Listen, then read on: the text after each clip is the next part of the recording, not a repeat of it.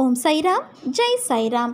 என் அன்பின் சாய் குடும்ப உறவுகளே, நீ பட்ட துன்பத்தை விட பல மடங்கு சந்தோஷத்தை நீ அனுபவிக்கப் போகிறாய். தயாராக இரு. உண்மையை நீ உணர வேண்டும். என் பாதத்தை தஞ்சமடைந்த பிறகு பொறுமையை சோதிக்கும் நிகழ்வுகள் நடக்கும். எல்லாமே கழுத்தை பிடித்து நெரிப்பது போல இருக்கும். அதை கண்டோ கேட்டோ தளராமல் உறுதியோடு இருந்து நாம் உறுதியை குலைக்கும் மனக்கவலையை விட வேண்டும். என் பேரில் உன் பளுவை சுமத்தினால் அதை நிச்சயம் நான் சுமப்பேன்.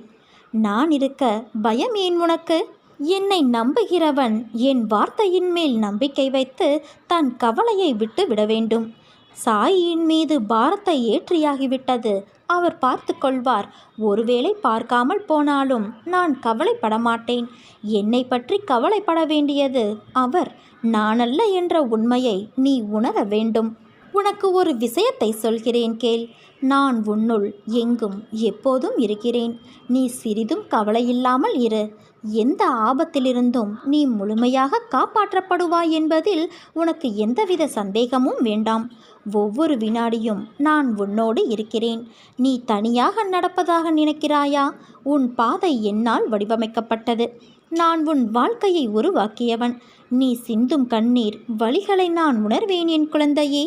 நானே மருந்தாகவும் நானே படைப்பாளியாகவும் இருக்கிறேன். என் கண்களை நன்றாக உற்றுப்பார். உன் வலிகளை மௌனமாக குணப்படுத்தி உனக்கான நல்ல நேரத்தை நான் உருவாக்கி கொண்டு இருக்கிறேன். நான் உன்னை பாதுகாப்பேன். உன் மீது அன்பாக இருக்கிறேன். என் அனுமதி இல்லாமல் எதுவும் இங்கு நடக்காது. எவரும் எதையும் உனக்கு செய்யவும் முடியாது. நானும் எந்த தீங்கையும் உனக்கு செய்ய விடமாட்டேன் என் குழந்தையே. இடைவிடாது என்னை நீ நினைத்துப்பார். யாரும் தொட முடியாத உயரத்தில் உன்னை நான் உயர்த்துவேன். உனக்கு என் அருளும் ஆசியும் எப்போதும் உண்டு.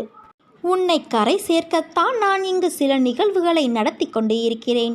அதை புரிந்து உன் வேலையை நீ சரியாக செய். அலட்சியமாக இருக்காதே. உன்னிடம் முன்னேற வேண்டும் என்ற எண்ணமாகத்தான் இதுவரை உன்னிடம் இருக்கிறது. அதை நீ செயலில் செய்யாமல் இருக்கிறாய். தங்கமே, எல்லாம் உன் வசம் வரும் காலத்தை நீ நெருங்கிவிட்டாய். இந்த நேரத்தில் உன் மனதில் வேறு எந்தவிதமான சிறு அலட்சியமான எண்ணங்களுக்கும் இடம் கொடுக்காதே. உன்னை நான் வாழ்வில் உயர்த்தி நடத்துவதற்காகத்தான் இங்கு உனக்கான நேரத்தை தர போராடுகிறேன். என் பிள்ளை, பொறுப்பாளியாய் அவரவர் வாழ்க்கையில் இருக்க வேண்டும் என்பதுதான் என் எண்ணம். உன் அலட்சிய போக்கை தூக்கி வெளியே ஏறி உன் வாழ்க்கையில் நிச்சயம் நீ வெற்றி பெறுவாய்.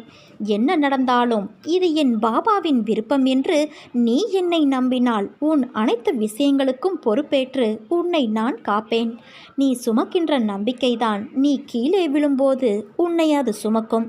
நீ நம்பிக்கையோடு இருந்தால் நல்லதே நடக்கும். சாயிருக்க பயமேன்.